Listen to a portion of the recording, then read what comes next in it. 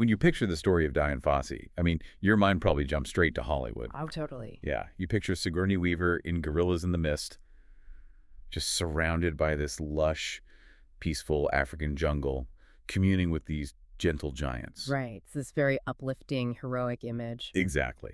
But the historical record we are diving into today for this deep dive paints a completely different picture. We are looking at a woman who, yes, she saved an entire species from extinction, but she also lashed suspected poachers with stinging nettles. Yeah, it gets incredibly dark. She held cattle for ransom, waged a literal vigilante war in the mountains, and ultimately met a brutal end in a still unsolved murder. So today, we're really trying to answer one central question from our sources. How does someone go from being a quiet, debt-ridden occupational therapist in Kentucky to, a terrifying militant figure operating outside the law in the Rwandan jungle? Right. Because to understand the deep connection she forged with the wild gorillas she saved, we first have to understand the human beings she completely alienated. Okay, let's unpack this, because looking at her background, I have to say, I don't see, jungle explorer anywhere in her early life. No, not at all. She wasn't born into a family of adventurers or scientists or anything. It's almost like her legacy is this brilliantly beautiful but incredibly sharp double-edged sword. Yeah.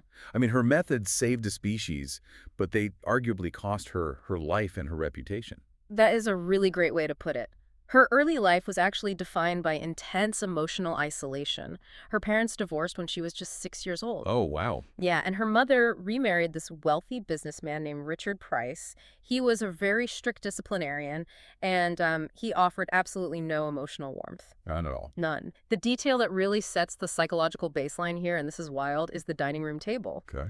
Her stepfather actually forbade her from sitting at the table with him and her mother during dinner. She was literally exiled from the family meal. Wait, literally barred from her own dining room table as a kid. Can you imagine being a kid and experiencing that level of, daily physical rejection in your own home? I mean, it makes perfect sense that she would start looking outside of human relationships for some kind of acceptance. Oh, absolutely. She turned entirely to animals. It started with just a pet goldfish, actually. A goldfish. Yeah, and eventually she threw herself into riding, becoming a prize-winning equestrian. Animals provided this unconditional presence, right, and a lack of judgment that she just wasn't getting at home. Right.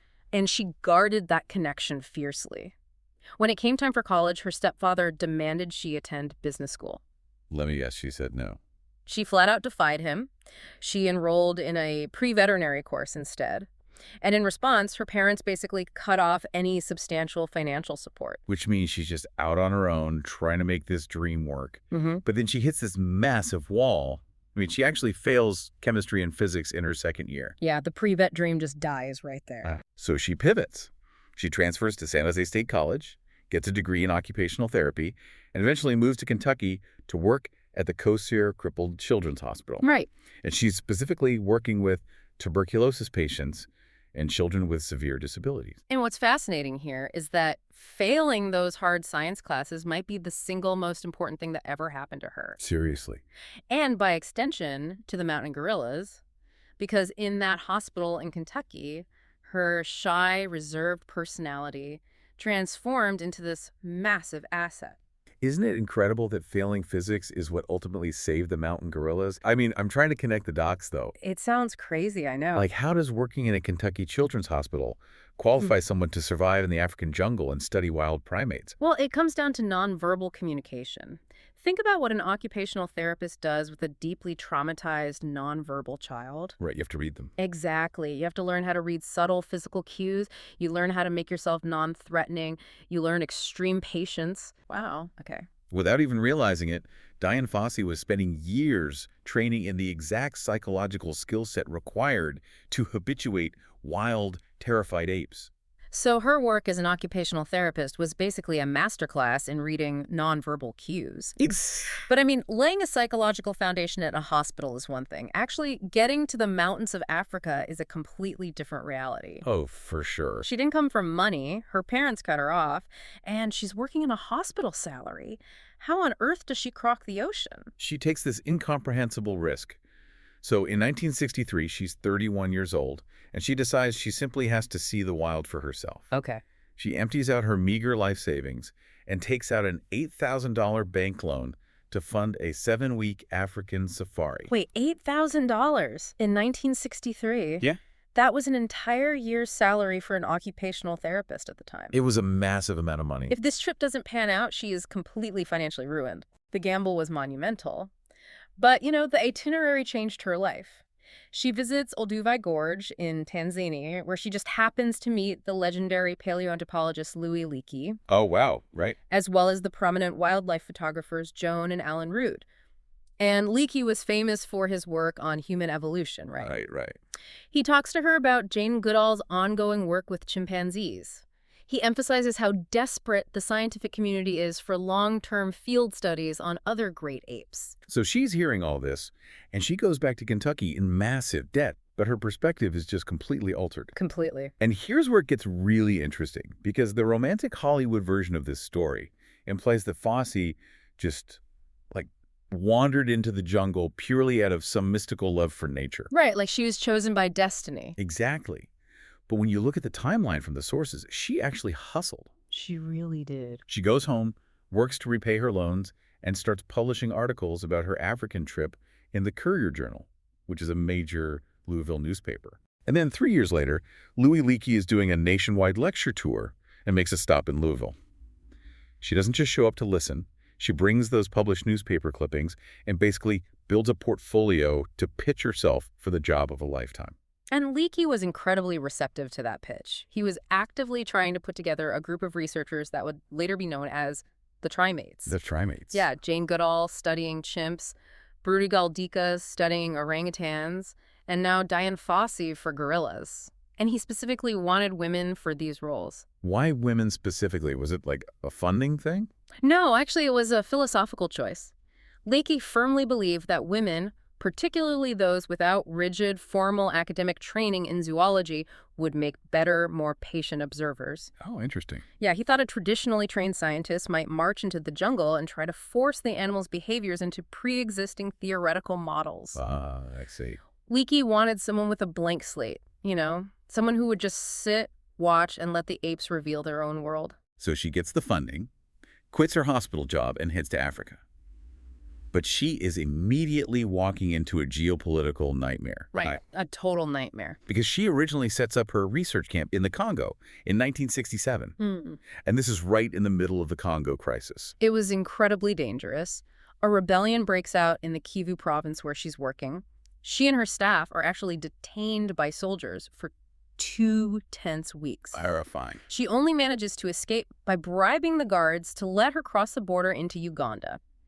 The U.S. Embassy gets involved and strongly advises her to just abandon the project entirely and not return to the region. But she refuses. Yep, she refuses. She consults with Leakey and decides to just move her operations slightly east, restarting the study on the Rwandan side of the Virunga Mountains. Right. And she founds the Karasoke Research Center, naming it by combining Mount Karasimbi and Mount Pasoke, the 2 volcanoes it sits between. Exactly. But here's the massive hurdle. The gorillas on the Rwandan side were heavily poached. They only knew humans as violent threats. They were terrified of her. And this is where that hospital experience comes full circle. Fossey herself later noted that her background with autistic children is what gave her the blueprint for habituating the gorillas. Wow. She didn't approach them like a scientist studying a specimen. She approached them like a therapist trying to build trust. How did she do that practically? She started mimicking their actions. She learned their grunting sounds. She adopted submissive, non-threatening postures. She would literally sit in the foliage and loudly chew on local celery stalk. Just munching on celery. To show she was eating the same things they were. It's such a brilliant strategy. It honestly reminds me of trying to befriend a painfully shy person at a crowded party. Oh, that's a good comparison. Right. If you march right up to them and force a loud conversation, they will immediately shut down and run away. Totally. But if you just sit nearby, quietly mirror their body language, and exist in their space without demanding anything from them, eventually they get curious. They approach you. And that quiet mirroring unlocked unprecedented scientific discoveries. Because she could integrate so closely, Fossey completely changed our understanding of primate social networks. What kind of things did she find? Well, she was the first to observe that female gorillas transfer from group to group over the decades to prevent inbreeding. Wow. She documented rare and brutal instances of infanticide. She decoded complex vocalizations, and she pioneered the use of nose prints. Nose prints. Yeah. She realized that the wrinkle patterns on a gorilla's nose are as unique as a human fingerprint, which allowed her to track individuals accurately over generations. That is so clever. So by 1970, her methods are working so well that she ends up on the cover of National Geographic. Yep. Huge milestone. The whole world gets introduced to these gentle giants. But this idyllic era of peaceful scientific observation crashes into the brutal reality of the Rwandan jungle. She realizes she can't just be an observer anymore. She has to become a protector. Because the overarching threat was poaching, on paper, hunting in the national park was illegal. But in reality, the law was a total illusion. Right. The official park conservators were severely underpaid. Most of them actually made less money than Fossey's own camp cooks, and they routinely supplemented their income by taking bribes from poachers to just look the other way. And the most tragic part of this from the sources is that the poachers weren't always hunting for meat. A lot of the time, they were hunting for Western zoos. Yes. The demand from international zoos for infant gorillas created an absolute bloodbath. Gorilla social structure dictates that the adults will fight to the death to protect their young. Wait, so if they fight to the death, how many adults did the poachers have to kill just to get one infant? The ratio was horrifying. Poachers would often slaughter up to 10 adult gorillas just to capture a single baby. 10 adults for one baby. That is sickening. There was a highly publicized incident involving 2 young gorillas named Coco and Pucker, who were captured on behalf of the Cologne Zoo in Germany. Oh, no. 20 adult gorillas died in the raid to get those 2 infants. 20? Yes. And Fossey was forced to nurse the traumatized, injured infants back to health before they were shipped off to the zoo over her furious objections. Both of them later died in captivity anyway. You can see the rage starting to build. She realizes the official authorities are either completely useless or actively complicit. So she takes matters into her own hands and uses her own money to fund a private 4-person African anti-poaching patrol. And the disparity in effectiveness between her patrol and the officials is staggering. Let's hear it. In just a 4-month span in 1979, Fossey's tiny 4-man patrol located and destroyed 987 poker traps in the forest. Wait, almost 1,000 traps. 987. That is insane. During that exact same period, the official Rwandan National Park Guards, which was a staff of 24 men, by the way, destroyed 0. 0. She's single-handedly fighting an industry. But the moment that truly breaks her, the catalyst that pushes her from aggressive conservationist into a full-blown militant, happens on New Year's Eve, 1977. Yes. Her favorite gorilla, the silverback she had named Digit, was killed. Oh, Digit. Digit was acting as the sentry for his group when they were ambushed by 6 poachers and their hunting dogs. He fought them off. He took 5 spear wounds, managed to kill one of the dogs, and successfully bought enough time for the other 13 gorillas in his family to escape into the brush. And when Fossey found him, he wasn't just dead. The poachers had decapitated him and hacked off his hands to sell to tourists as ashtrays. It's just brutal. I cannot even fathom the psychological toll of finding a creature you spent years communicating with mutilated like that. It's unimaginable. And the violence didn't end there, did it? Later that year, another silverback she studied, Uncle Bert, was shot directly in the heart while trying to save his son, Quayle. Right. Uncle Bert's mate was killed as well. Quayle managed to escape capture because of his parents' sacrifice, but a bullet had grazed the infant and he died a slow, agonizing death from gangrene. And if we connect this to the bigger picture, Digit's death sparked international outrage and brought a massive influx of donations to gorilla conservation. Okay, that's good at least. But it also exposed a bitter, irreconcilable philosophical divide between Fossey and the major international wildlife funds. How so? Fossey believed strictly in what she termed active conservation. To her, that meant boots on the ground, destroying traps, and physically confronting poachers in the mud. Right. The international organizations championed theoretical conservation. They wanted to use the funds to buy equipment for the corrupt park guards and invest in tourism initiatives. Imagine how maddening that reality is. You are out there risking your life, burying the mutilated bodies of the animals you love, and meanwhile you are watching millions of dollars raised in Digit's name flowing to international bureaucrats sitting in comfortable offices who will never even set foot in the jungle. Exactly. It is a profound ethical failure by the broader conservation community, and it completely alienated her. That intense alienation, combined with just unimaginable grief pushed her over the edge. Following the deaths of Digit and Uncle Bert, Fossey descended into a severe depression. Understandably. She isolated herself in her mountain cabin. She began drinking heavily. She chain-smoked so relentlessly that she developed advanced emphysema, eventually requiring oxygen tanks just to breathe at that high altitude. Wow, oxygen tanks. Yeah. And her tactics on the mountain transformed. She stopped focusing on science and launched a terrifying, unregulated war. She basically became the Batman of the Virunga Mountains. Basically. She started operating completely outside the law, leaning heavily into psychological warfare. She and her staff started raiding and burning poachers' hunting camps. When local farmers grazed their cattle illegally inside the park boundaries, she would capture the cattle and hold them for ransom. And she went even further. Knowing she was a lone foreign woman deeply outnumbered in the jungle, she weaponized local superstitions. I read about this. She ordered cheap magic tricks and terrifying Halloween masks from the United States, wearing them to convince the locals she practiced black magic, hoping the sheer terror would keep them out of the forest. But the allegations from the source material go beyond just scaring people, don't they? Oh, they get deeply disturbing. She was reported to have captured and held Rwandans she suspected of poaching. In one of her own letters to a friend, she casually described stripping a suspected poacher, tying him up, and lashing his testicles with stinging nettles. Good Lord. There are even credible reports that she kidnapped the child of a suspected poacher and held them hostage to extract information. So what does this all mean? We really have to confront the hero narrative here. Was she effective at stopping the slaughter of gorillas? Yes. But she was also committing severe human rights abuses. She was abrasive, deeply compromised, and she terrified the local human population. It requires navigating an incredibly difficult moral gray area. The journalist Tunku Varadarajan wrote a piece in the Wall Street Journal describing Fossey at the end of her life as a racist alcoholic who regarded her gorillas as better than the African people who lived around them. That is an incredibly harsh assessment. It is, but her actions alienated almost everyone. At the same time, we have to recognize that these extreme actions occurred in a desperate vacuum of law enforcement. Right.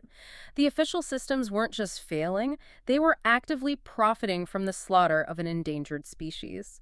She felt she was the literal only thing standing between the gorillas and extinction. And she didn't just target poachers. She viewed the rising tourism industry as a direct physical threat to the animals, too. Yes. She documented several cases where gorillas caught human diseases like the flu from tourists and died because they had zero natural immunity.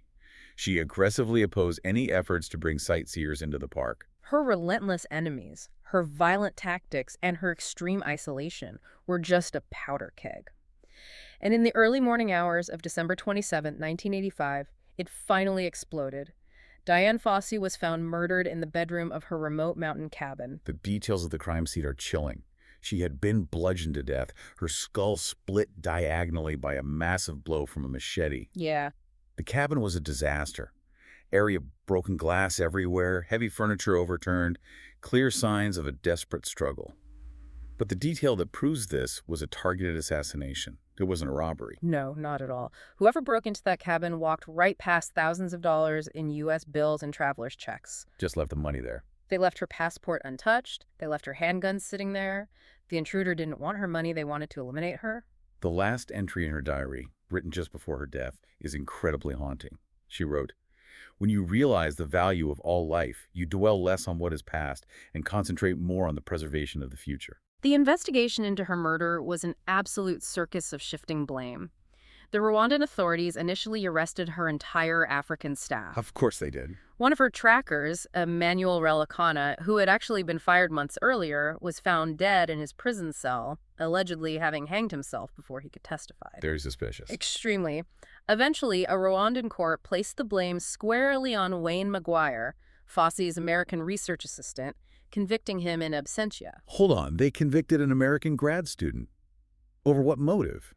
The official claim was that Maguire hacked his mentor to death with a machete to steal the manuscript for the sequel to her best-selling book, Gorillas in the Mist. That makes zero sense. Why would a researcher commit a violent, intensely personal murder over a book draft and then just leave thousands of dollars in cash sitting on the floor? It's completely illogical. It sounds like a complete scapegoat situation. Who else had a motive to want her dead? Well, this raises an important question because the list of alternative suspects is long and points to a much darker intersection of geopolitics and big money. Like who? Could it have been poachers seeking revenge for her vigilante tactics? Absolutely. There are also theories pointing to hitmen hired by gold smugglers whose illegal transit routes through the park she had disrupted. Interesting. But the most prominent theory suggests she was killed by powerful political and business figures whose highly lucrative plans to exploit the Volcanoes National Park for mass international tourism were being aggressively blocked by her campaigning. That would make a lot of sense. McGuire, by the way, had already returned to the U.S. before the trial, and because there was no extradition treaty, he never served the sentence. The murder remains officially unsolved. And even after her brutal death, the fighting over money didn't stop. Fossey had drafted a will leaving her entire estate, which included massive royalties from her book and the upcoming movie rights, exclusively to the Digit Fund to pay for ongoing anti-poaching patrols. She explicitly left nothing to her family. But because the document was unsigned, her mother, Hazel, the same mother who allowed her stepfather to banish a 6-year-old Diane from the family dining room table, challenged the will in court. Unbelievable. She won and took the entire $4.9 million estate. It is a tragic end on multiple levels. But if we look at her ultimate legacy in the mountains, the data really speaks for itself. What are the numbers? Due to rampant poaching, the mountain gorilla population had plummeted to an absolutely critical low of just 250 individuals by 1981. Only 250. Yes, they were on the brink of vanishing forever. But Fossey's intense militant war worked. The final confirmed killing of a gorilla in her specific study area happened in 1983. Wow. By the late 1980s, the population had stabilized and risen to 280. It has been on a rising, positive trend ever since. It is a profound, messy legacy. I mean, Dian Fossey was not a saintly, perfect protector walking peacefully through the mist. She was a deeply flawed, abrasive woman who weaponized her own childhood trauma and isolation into a lifeline for an entire species. She really did. She fought the poachers, she fought the corrupt government, she fought the international wildlife funds, and in the end, she won the war for the gorillas, even though it cost her life. Her story forces us to look at conservation not as a polite, sterile science, but as a desperate, muddy, and sometimes violent struggle. And looking at the sources we've covered, there is one final, deeply provocative thought to mull over. Let's hear it. As we've discussed, Dian Fossey violently despised gorilla tourism. She believed that bringing humans into the habitat physically endangered the apes and destroyed their natural behavior. Right. She fought tourism just as hard as she fought the poachers. Yet consider what happened after her death. The massive global publicity generated by her decades of research, the sheer sensationalism of her unsolved murder, and the enormous Hollywood success of the movie Gorillas in the Mist. All of these factors combine to create a massive, highly lucrative global interest in seeing these animals. Oh, wow. They spawned the modern gorilla tourism industry. It is the very industry she fought so bitterly against. Which leaves us with the ultimate tragic irony. The survival of the mountain gorillas today is funded almost entirely by the exact thing Dian Fossey gave her life to stop. The very thing she died fighting is what keeps them alive today. It is a heavy, complicated reality to sit with. Her life was nothing like the clean, uplifting Hollywood movie it inspired, but her fierce, unyielding dedication is the only reason those gorillas are still in the mist. Thank you for joining us on this deep dive. We'll catch you next time.